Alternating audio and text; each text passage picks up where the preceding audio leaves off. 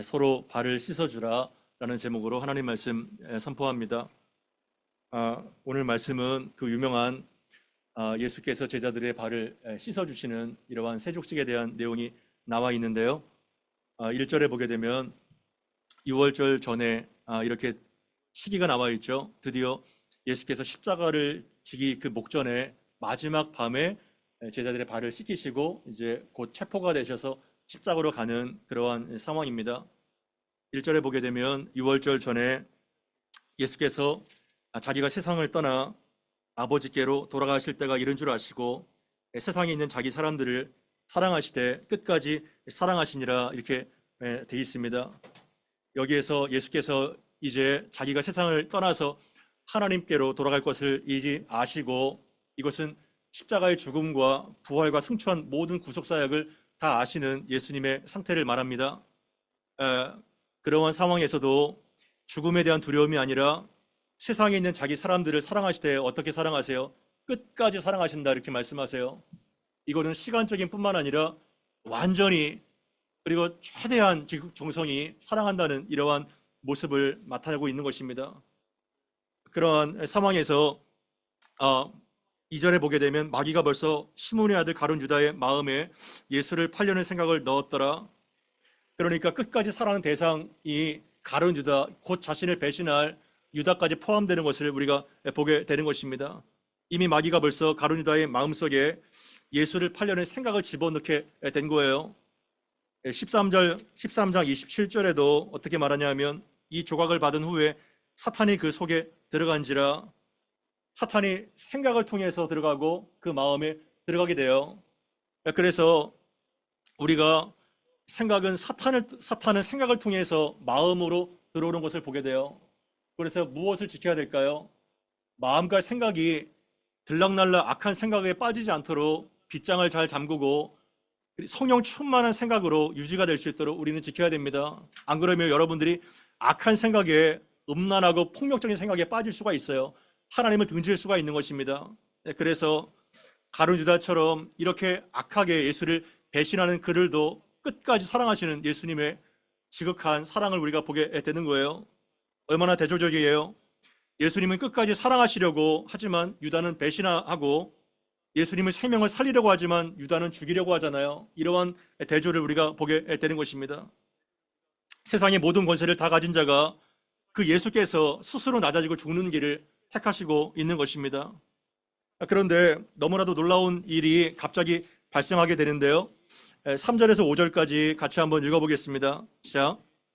저녁 먹는 중 예수는 아버지께서 모든 것을 자기 손에 맡기신 것과 또 자기가 하나님께로부터 오셨다가 하나님께로 돌아가실 것을 아시고 저녁 잡수시던 자리에서 일어나 이에 대야에 물을 떠서 제자들의 발을 씻기시고 그 두르신 수건으로 닦기를 시작하여 아멘. 이제 예수께서 아버지께서 모든 것을 자기의 주권 가운데 맡기신 것을 이제 아시고 아버지께로 돌아갈 것을 아셨지만 그 힘을 사람을 군림하거나 치는 권세로 쓰지 않고 오히려 갑작스럽게 그 저녁 잡수시던 최애 만찬에서 갑자기 일어나셔서 겉옷을 벗으시고 수건을 허리에 두르시더니 제자들의 발을 일일이 다 씻어주시는 이러한 충격적인 장면을 보이고 계신 거예요. 얼마나 제자들이 깜짝 놀랐겠어요. 당신의 유대 사회에서 더러운 발을 씻기는 이러한 일은 누가 하는 역할일까요? 종 중에서도 가장 최하위인 노예나 발을 씻기는 이러한 일을 하는 것입니다. 그래서 더러운 발은 정결례식과 포함되는데 이 노예들이 이제 손님이 찾아오게 되면 주인의 발을 씻기고 하는 것이죠. 그러나 온 우주의 왕과 주권자이신 그 예수님께서 친히 제자들의 발을 씻겨주셨다는 것이 얼마나 제자들에게 충격이었겠어요. 더군다나 가룟 유다의 발도 씻겨주셨을까요? 안 씻겨주셨을까요? 가룟 유다의 발도 씻겨주셨을 거예요, 분명히. 그러니까 원수까지 끝까지 사랑하시는 예수님의 마음이 여기에 나와 있는 거예요. 그런데 이러한 상황에서 드디어 베드로의 차례가 됐어요. 6절부터 8절까지 같이 읽어보겠습니다. 시작. 시몬 베드로에게 이르시니 베드로가 주여 주께서 내 발을 씻으시나이까? 예수께서 대답하여 이르시되 내가 하는 것을 내가 지금은 알지 못하나 이후에는 알리라. 베드로가 이르되 내 발을 절대로 씻지 못하시리이다.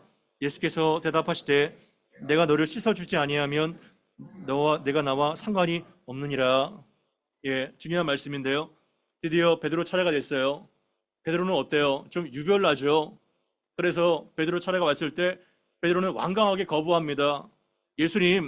예수님께서 내 발을 씻으시다니요. 제가 예수님 발을 씻어드려야 되는데 절대 안 됩니다. 이렇게 뻗팅기죠.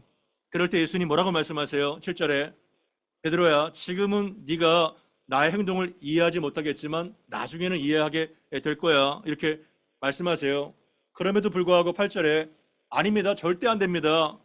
계속해서 완강하게 뻗팅기죠. 절대 제 발을 씻을 수가 없습니다. 그럴 때 예수께서 또 뭐라고 말씀하세요? 8절 하반절에 베드로야, 내가 너를 씻어주지 않으면 너는 나와 상관이 없어. 이렇게 말씀하세요. 어떠한 뜻일까요? 왜 상관이 없다고 말씀하시나요? 이 말씀을 우리가 이해하기 전에 세족식을 왜 했는지 세족의 의미에 대해서 먼저 보면 좋을 것 같아요. 발을 씻어주는 행위가 어떠한 의미일까요? 너희는 지금은 이해하지 못하지만 곧 이해하게 될 거야. 이렇게 말씀하시죠. 사실 더러운 발을 씻기는 행위는 장차 십자가에서 흘리신 피로 우리의 모든 더러운 죄를 씻기는 그러한 것들을 상징하는 거예요. 죄의 사함의 의미죠. 그러니까 세족은 예수님 자신의 죽음을 통해서 제자들을 정결하게 하시는 예수의 십자가의 사역을 지금 말하고 있는 거예요. 그것이 세족으로 나타나게 되는 겁니다. 그러니까 베드로는 지금 이것을 그냥 이 주님에 대한 경외감과 존경심으로 꼭 말로 하지만 이거를 지금 너는 이해를 못하고 이거를 거부하면 너와 나는 상관이 없다는 거예요. 왜냐하면 세족은 그냥 발을 씻기는 것이 아니라 십자가를 통해서 예수와 죄인인 나가 연합되는 거예요. 하나가 되는 것을 의미하는 겁니다. 그래서 주님의 용서와 사랑을 우리가 받아들일 때 비로소 주님과 우리가 하나가 되는 거예요. 만약에 하나가 되지 않으면 구원에서 떨어지게 되는 거예요. 제외가 되는 거예요. 그래서 상관이라는 그 말이 너무나도 중요합니다. 여러분들은 예수님과 얼만큼 상관이 있어요? 관계성을 의미하게 되는 거잖아요. 친밀한 관계성.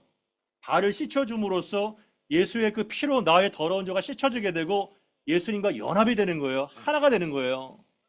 그거를 의미하게 되는 겁니다. 그러니까 이 베드로가 이제 너와 내가 상관이 없어라니까 막 겁이 덜컥 나가지고 어떻게 또 얘기를 해요? 9절부터 11절까지 같이 한번 읽어보겠습니다. 시작. 시몬 베드로가 이르되 주여 내 발뿐 아니라 손도 머리도 씻어 주옵소서. 예수께서 이르시되 이미 목욕한 자는 발밖에 씻을 필요가 없느니라. 온몸이 깨끗하니라. 너희가 깨끗하나 다는 아니라 하시니 이는 자기를 팔자가 누구인지 아심이라. 아멘. 주께서 내가 너의 발을 씻어주지 않으면 너는 나와 상관이 없어. 이렇게 얘기를 하니까 베드로가 겁이 덜컥 난 것 같아요. 깜짝 놀라면서 아니 예수님 그러면 내 손과 머리 전부를 다 씻어주세요. 이렇게 요청을 합니다.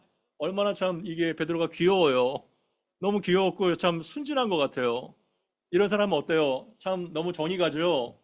그냥 무뚝뚝한 것보다 뭐 성격은 좀 다혈질이지만 왔다 갔다 하지만 이렇게 순전하게 정말 따르려고 하고 그리고 자기가 부족한 것을 그냥 이렇게 인정하는 이러한 베드로의 순전한 마음 너무 참 러블리한 것 같아요. 그런데 전부를 씻어달라는 이러한 베드로의 요청에 예수님은 뭐라고 또 말씀하세요? 베드로야 이미 목욕한 자는 있잖아. 발만 씻으면 돼. 발밖에 씻을 게 없어. 왜냐하면 온몸이 다 깨끗하게 졌거든. 이렇게 말씀하십니다. 무슨 뜻일까요? 여기에서 목욕한다는 것은 예수 그리스도를 영접하고 세례를 받는 것을 의미해요. 여러분 세례를 받으셨어요?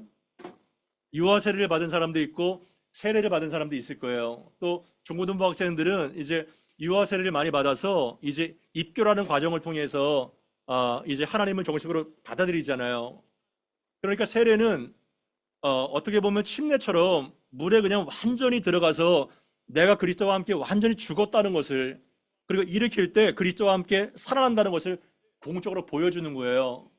그러니까 세례는 죄를 계속해서 지을 때마다 다시 받을 필요가 있어요, 없어요? 세례는 평생에 단 한 번이에요. 그러나 이 한 번뿐인 세례를 받았지만 우리는 죄에 대한 미혹이 있고 또 죄를 질까요, 안 질까요? 또 죄를 지어요. 우리는 그러한 존재예요. 목사님도 마찬가지예요.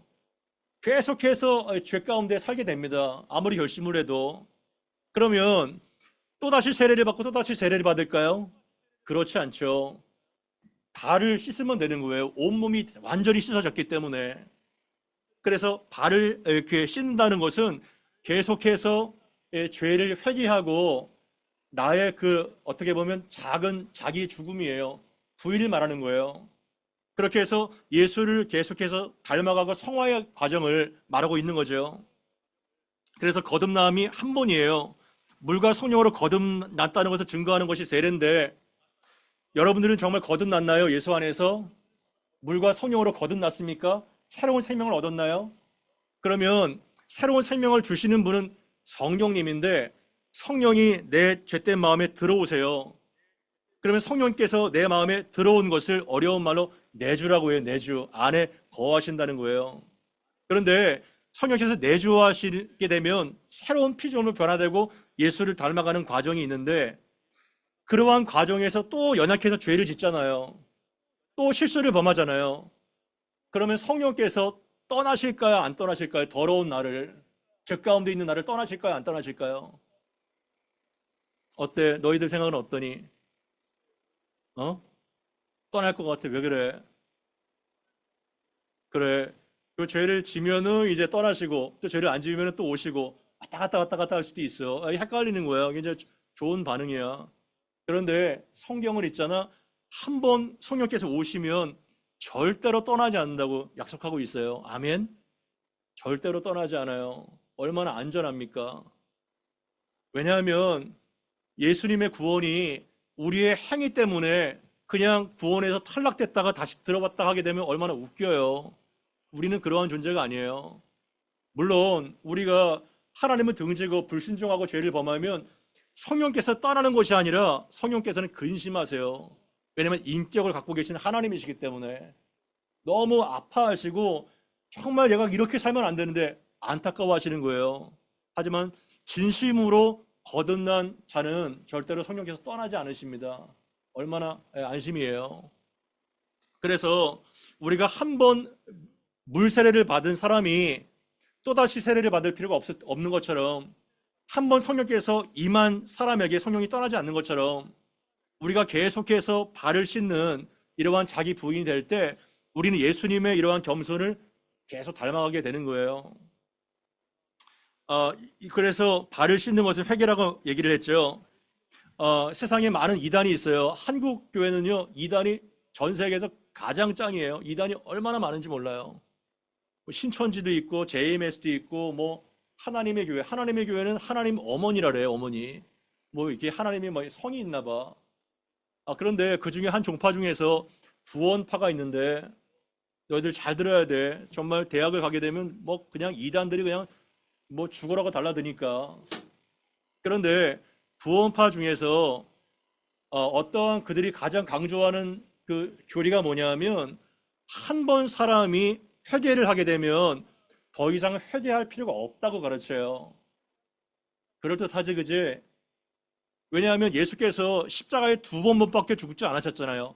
단번에 영원히 우리의 죄를 해결해 주셨기 때문에 우리가 회개를 한 번만 하게 되면 더 이상 회개할 필요가 없다고 가르쳐요. 만약에 회개의 길을 한다면 그 사람은 십자가를 모른다고 가르쳐요. 어때요? 그럴듯해요? 그러나 거기에 거짓이 있는 거예요. 거기에 굉장한 미혹이 있는 거예요. 그래서 여러분들 이 예배 때 정말 하나님의 말씀을 귀를 완전히 쫑긋해서 들어야 되는 거예요. 아니면 마귀의 밥이 되는 거예요. 그냥 이 한 말씀 한 말씀이 얼마나 중요한지 몰라요. 그래서 산이 이렇게 있으면 앞에를 보게 되면 하나로 보이잖아요. 그죠? 근데 옆을 보게 되면 2개예요. 그러니까 우리는 이미 구원을 받았지만, 성령으로 우리는 완전한 새 사람이 됐지만, not yet, already 완전히 구원을 받았지만 not yet, 아직 구원이 완성되지 않았기 때문에 그 두 산 사이에 긴장 상태에서 살고 있는 거예요, 우리가 예수를 믿으면 단번에 다 성인이 돼요? 단번에 예수의 인격이 돼요? 천만의 말씀이에요. 그렇지 않아요.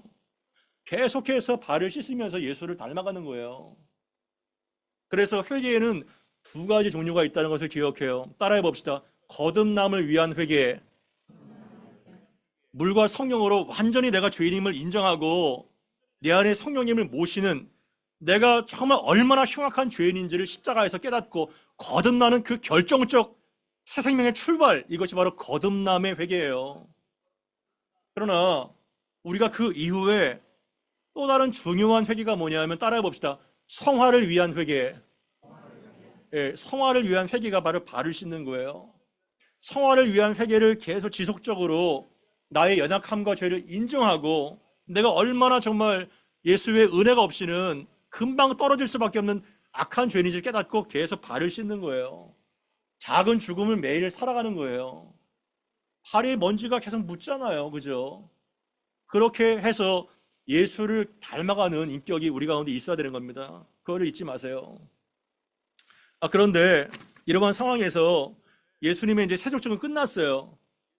그런데 끝난 이후에 그냥 덮어두신 것이 아니라 너희들 그 세족의 의미가 뭔지 아니? 의미를 가르쳐 주시는 게 바로 12절 이하의 말이에요. 12절부터 15절까지 같이 한번 읽어봐요. 시작. 그들의 발을 씻으신 후에 다시 앉으사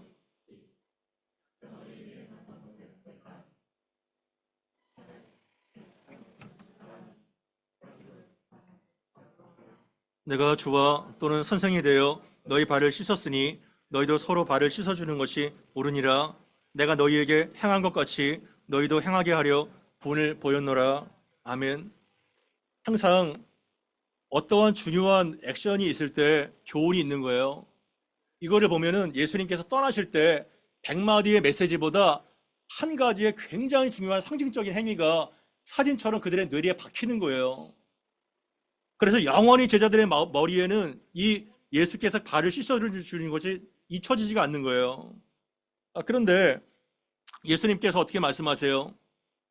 옷을 다시 입으시고 내가 너희에게 행한 것을 너희가 무슨 의미인지 알겠니? 그 뜻을 13절에 너희가 나를 선생이다, 랍비다, 그리고 마스터, 주라 이렇게 고백하잖아. 그 말이 옳아. 왜냐하면 내가 정말 그런 사람이거든. 하지만 주와 선생이면 내가 너희들의 로드면 마땅히 너희들이 나의 발을 씻어줘야 되는데 내가 너희의 더러운 발을 씻어주었으니 너희도 서로 발을 씻어주는 것이 마땅한 거야, 옳은 거야. 그렇게 말하는 거예요. 정말 롤모델이 필요한 게 얼마나 많아요. 정말 중요한 샘플을 마지막에 보여주시는 거예요. 그래서 15절에 내가 너희에게 행한 것 같이 이렇게 겸손하게 발을 씻어준 것 같이 너희도 이렇게 하라고 몸소 본을 보여준 거야. 이렇게 말씀하시는 거예요. 이해가 되시죠? 어렵지 않죠? 그래서 요한복음 13장 34절, 35절에도 이렇게 말하고 있어요. 같이 한번 읽어봅시다. 시작. 새 계명을 너희에게 주노니 서로 사랑하라. 내가 너희를 사랑한 것과 같이 너희도 서로 사랑하라. 너희가 서로 사랑하면 이로써 모든 사람이 너희가 내 제자인 줄을 알리라. 마지막 명령이에요. 그리고 마지막 예수께서 본을 보여주신 이것이 그들에게 한 장의 사진처럼 남는 유언인 거예요. 몸으로 보이신 유언이죠. 이것은 서로 사랑하는 거예요. 내가 너희를 사랑한 것 같이 너희도 서로 사랑해. 너희가 서로 사랑하면 있잖아. 이로써 모든 사람들이 나는 예수를 모르지만 쟤들을 보면은 예수가 있는 것 같아. 예수가 보이는 거예요. 그리고 정말 쟤들은 예수의 제자구나. 이거를 누가요? 무리들이, 세상이 그것을 알게 된다는 거예요. 이게 가장 강력한 전도입니다. 이게 가장 강력한 교회가 사는 길이에요. 이거를 잊지 마십시오. 그래서 우리가 이것은 다 알지만 이렇게 살지 못하잖아요. 그리고 어느 정도 발을 씻어주다가 예수께서는 세상에 있는 자기 사람을 사랑하실 때 끝까지 사랑해야 하는데 우리는 끝까지 사랑 못하잖아요. 발을 씻어주다가 그냥 기분이 안 좋으면 그냥 발을 비틀어 버리잖아요. 상대방의 발을. 그냥 발을 씻어주다가 걔가 미워지면은 대야로 그냥 머리를 때려버리잖아요. 끝까지 사랑 못해요. 그러나 끝까지 사랑하려면 누가 죽어야 돼요? 내라는 자신이 죽어야 되는 거예요. 내가 죽어야 되는 거예요. 내가 죽어야 되는 거예요. 그래야 우리는 나의 혈육이 아니라 예수님의 사랑으로 사랑할 수가 있는 거예요. 많은 사람이 이렇게 말해요. 롤모델이 필요합니다. 롤모델이 필요해요. 그 사람의 등을 따라서 갈 수 있는 사람이 얼마나 부족합니까? 다 이렇게 얘기합니다. 믿음의 선배들이 다 지금 돌아가시잖아요. 그런데 우리는 그렇게 한탄만 하고 내가 정말 믿고 따를 수 있는 샘플이 여러분들이 그렇게 존경할 만한 사람이 있어요, 여러분? 그것이 있다면 정말 엄청난 자산이에요. 너무 행복한 사람이에요. 그러나 우리는 그러한 것들이 희소하는 그러한 시대에 살고 있어요. 하지만 이거를 보게 되면 우리는 생각을 다르게 고쳐 먹어야 되는 거예요. 롤모델을 찾지 말고 여러분 한 사람 한 사람이 발을 씻어주는 롤모델이 되기를 바랍니다. 아멘. 그게 중요한 거예요. 롤모델을 찾고 존경할 만한 사람을 찾지 마세요. 그러한 사람 없어요. 여러분 한 사람 한 사람이 그러한 사람이 되어줘야 되는 거예요. 여기에 있는 수십 명이 그러한 발을 씻어주는 사람이 될 때 여러분들을 세상 사람들이 보고 야, 쟤는 정말 예수의 제자구나. 이렇게 되는 거예요. 그게 하나님의 방법인 거예요. 그래서 발을 씻어주는 사람이 돼야 됩니다. 위대한 학자가 이 세족식의 모습을 보고 근사한 표현을 했어요. 그것은 마치 크리에이터, 창조주가 크리에이처, 피조물 앞에 무릎을 꿇은 사건이다. 너무 근사하죠? 그렇게 얘기를 했습니다. 온 우주의 왕이자 절대자이신 그 하나님의 아들 예수께서 자신의 피조물인 또한 배반할 그 크리에이처, 피조물의 발을 씻기 위해서 무릎을 꿇은 사건, 그것이 바로 세족식이라는 거예요. 말씀을 마칠까요? 이 말씀 다 알아요. 하지만 이대로 사는 사람 많이 없습니다. 여러분들이 이대로 살아주세요. 겸손하게 낮은 마음으로 이렇게 살아갈 때, 와, 저 은혜교회는 예수님이 보여. 예수가 보이네, 저 사람들 마음에. 나도 예수를 따라가야지. 이렇게 제자가 되는 거예요. 그래서 여러분들이 있는 처한 그러한 가정과 학교와 일터에서 발을 씻어주세요. 낮은 마음으로. 그 발을 씻는 그 곳에 내가 너와 함께 한다는데 거기가 바로 천국인 거예요. 발을 씻어주는 거기가 바로 천국인 겁니다. 그래서 원수까지 품으셨던 예수님처럼 우리가 끝까지 다른 사람을 품고 발을 씻어주는 여러분들의 일생 되기를 간절히 바랍니다. 들을 말씀 기억하며 함께 합심하여 기도하겠습니다.